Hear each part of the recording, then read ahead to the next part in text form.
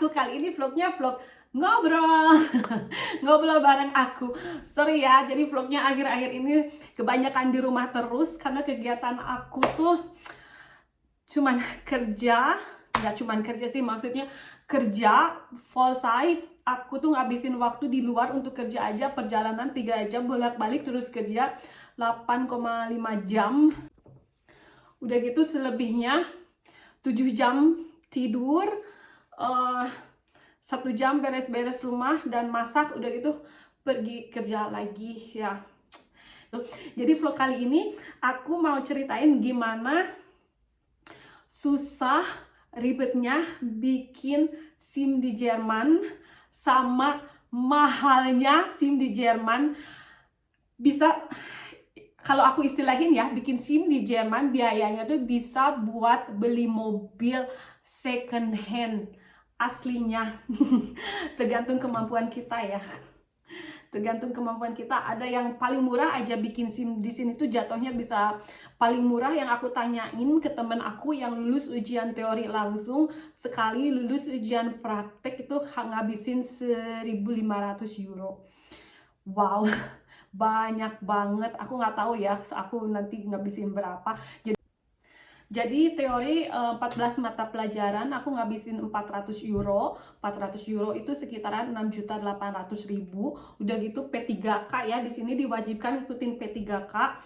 P3K itu tepatnya nggak di tempat kursus mengemudi, tapi ada beberapa tempat yang menyediakan. Itu tuh sekitaran 8 jam.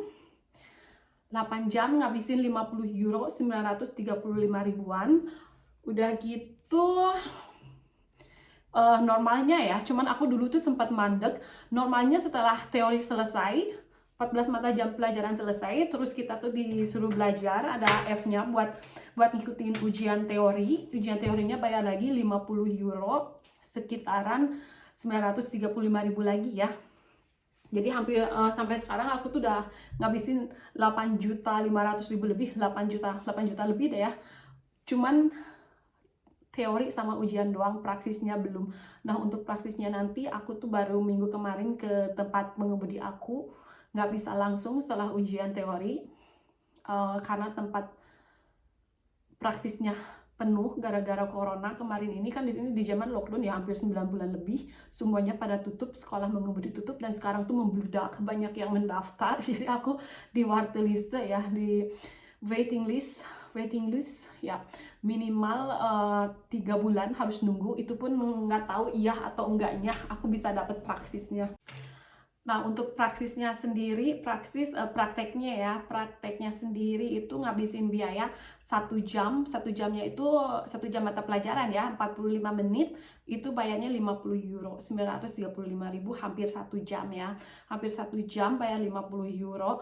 Dan rata-rata orang yang belum punya pengalaman mengemudi, karena emang di sini kalau orang yang nggak punya SIM itu sama sekali nggak boleh ngendarain mobil ya, nggak kayak di kita di Indonesia. Kadang orang sebelum punya SIM aja udah pada bisa ngendarain mobil atau motor ya, tapi kalau di Jerman itu verboten alias nggak boleh sama sekali.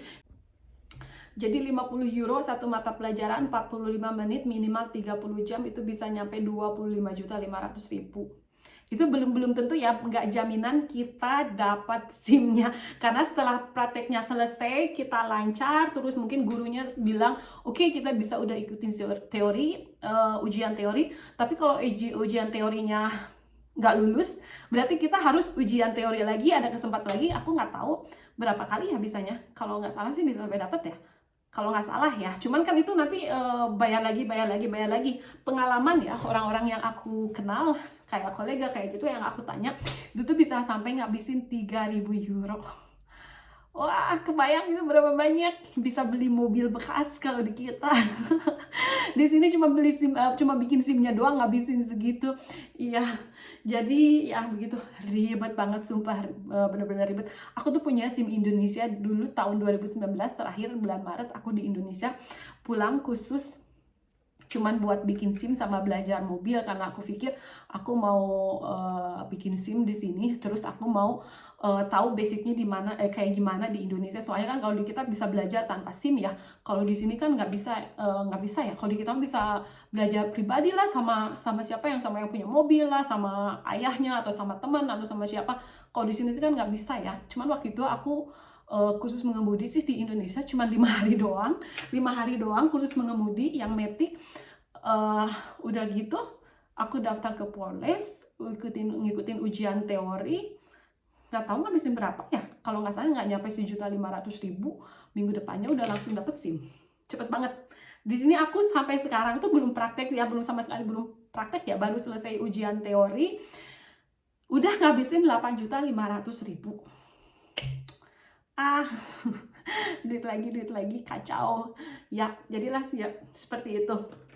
Nah, ada satu hal lagi yang bikin aku bangga sama diri aku sendiri, karena jadi ceritanya gini, tahun 2019 aku tuh ngikutin teori ya, belajar teori kursus mengemudi ini. Aku bayar 400 euro, kursus mengemudi selesai, terus aku mau daftar ujian, tapi karena satu dan lain hal aku cancel, nggak ngikutin lagi. Nah, aku pikir setelah beberapa tahun ya, 2019 hampir 2 tahun ya, hampir 2 tahun lebih, aku pikir aku tuh nggak, kalau mau bikin SIM lagi harus dari awal lagi. Tapi ternyata enggak. Aku tuh sekarang jadi aku dapat kerjaan baru yang mengharuskan, aku pikir sebaiknya aku punya kendaraan ya, biar gampang pergi dan pulang kerja. Jadi aku pikir aku mau bikin SIM, terus aku pergi lagi ke tempat sekolah aku yang lama, dan mereka bilang ternyata aku nggak usah dari awal lagi. Teori aku masih berlaku sampai 26 Juni. Nah, jadi mereka tuh ngeharuskan aku secepatnya untuk ujian. Aku shock sih, maksudnya shock dan bahagia. Shocknya itu gimana ya? Maksudnya teh ujiannya kan susah, ujian teori dalam berbahasa Jerman. Ada juga bahasa Inggris, cuma bahasa Inggris kaku yang aku nggak ngerti. Terus satu-satunya ya bisa bahasa Jerman, bahasa Indonesia nggak ada. Jadi aku harus ngikutin dalam bahasa Jerman karena bahasa aku sehari-hari di sini. Jadi mungkin lebih gampang buat aku. Tanpa ngikutin teori lagi, istilahnya sama belajar lagi, aku harus langsung di ujian. Pertanyaannya 1135 pertanyaan, di mana yang keluar itu 30 pertanyaan. Aku dikasih apps, bukannya dikasih sih, aku belajar dari aplikasi Faren Lernen. Oh, kayak internet. Why? Aku register dulu ya.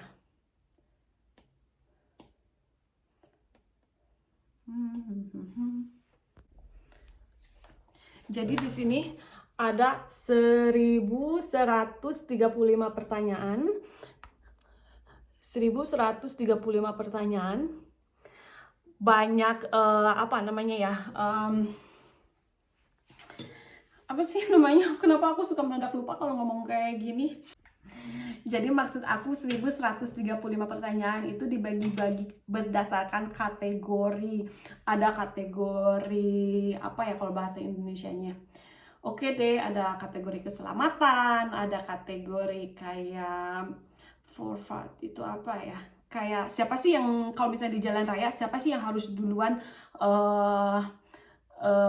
nyetir, dari kalau misal mobil datang dari kanan atau dari kiri atau sebaliknya. Terus kalau misalnya ada pejalan kaki yang mau lewat, kamu harus kayak gimana. Terus tentang keselamatan, terus tentang juga rambu-rambu lalu lintas, terus tentang teknik, kalau misalnya mobil rusak kamu harus ngapain, segala macam. Pokoknya menurut aku dan menurut orang Jermannya sendiri susah banget, nggak seperti di kita ya. Apalagi untuk aku yang nggak natif bahasa Jerman, aku nggak natif speaker bahasa Jerman, yang oh my god super susah banget ya. Tapi anehnya, nggak aneh sih karena aku juga kerja keras selama beberapa hari ini.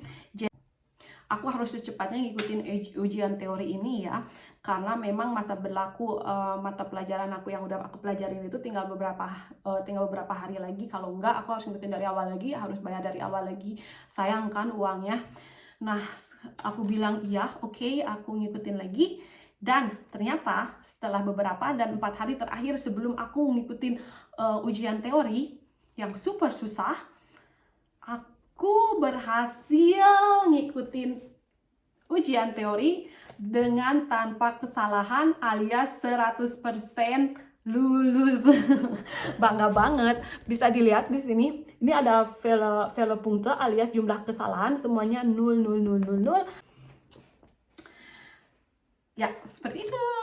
Jadi cara aku belajar itu memang aku baca, aku nanya ke orang-orang, ke teman kerja aku, ini maksudnya apa, ini artinya apa, karena kadang ya bahasa kita sehari-hari beda dengan bahasa yang ada di mata pelajaran kayak gitu. Kadang ada beberapa kata yang aku nggak ngerti ini apa, jadi aku berusaha tanya ke teman-teman kerja aku, apalagi untuk teknik tentang mobil ya aku nggak ngerti ya itu gimana kalau mobil kurang air atau kecepatan atau tentang apa-apa. Ada buku pelajarnya, tapi buat aku itu terlalu banyak untuk dibaca dan untuk dimengerti. Jadi aku lebih baik nanya sama orang sampai aku ngerti, dan untungnya teman kerja aku pada baik. Kalau aku nanya, mereka tuh suka jawab dengan senang hati. Dan karena aku ditolong juga sama aplikasi ini, jadi di sini tuh ada pertanyaan beberapa ujiannya, untuk ujiannya dimana harus diingat di kepala semua. Dan kita nggak tahu ya yang keluar yang mana, tapi alhamdulillah. Dan ternyata ketika aku ngikutin ujian waktunya 45 menit, tapi aku selesai dengan nggak lebih dari 15 menit, dan semuanya betul, semuanya green area, positif, bangga banget. Ya. Jadi tipsnya adalah sebelum ujian, jadi tipsnya untuk orang-orang yang Indonesia yang tinggal di Jerman, gimana caranya supaya lulus ujian dengan 0 Fehlerpunkte alias dengan tanpa ada kesalahan. Karena ujian ini mungkin untuk orang Indonesia yang nggak tahu kayak sepele ya, kayak kalau misalnya aku ngasih kabar aku lulus ujian, tapi di sini tuh spesial banget karena memang susah banget. Jangankan aku yang orang Indonesia, buat orang Jerman sendiri juga itu susah. Temen aku juga banyak yang nggak lulus orang sini karena emang susah banget. Jadi tipsnya dari aku tuh cuman aku ada problem di masalah bahasa ya yang nggak aku ngerti. Jadi kata-kata yang aku nggak ngerti, atau mungkin tadi yang aku bilang teknik tadi, aku nanyain ke temen itu maksudnya apa, diserap, oke. Nah, 4 hari terakhir sebelum ujian aku tuh kerja keras banget. Pulang kerja, datang ke rumah, aku belajar. Sebelum kerja aku belajar, sebelum tidur aku belajar. Terus aja setiap hari kayak gitu. Aku cobain, aku terus ngikutin. Di sini ada, karena ada Prüfung simulation juga ya, ada simulasinya, ada simulasi tesnya mana, jadi kayak di tes beneran, keluar 30 pertanyaan, mana yang benar aku cobain itu terus menerus. Dan ya akhirnya sampai berhasil. Itu aja. Bahagianya di mana? Bahagianya itu karena aku nggak harus ngikutin lagi teori yang biayanya itu memakan 400 euro. Lumayan kan, ngirit 400 euro. Nah, untuk prakteknya sendiri aku bisa mulai minimal 3 bulan, harus nunggu karena kasus corona kemarin ya. Di Jerman itu super duper lockdown, semuanya pada tutup. Nah, sekarang udah mulai buka lagi. Sekolah mengemudi semuanya penuh, aku jadinya di waiting list. Makasih udah nonton ya, jangan lupa di like, di komen, dan di subscribe. Udah gitu aku terima saran, mau vlog tentang apa, komentar ya. Makasih udah nonton, see you, jangan lupa nonton terus.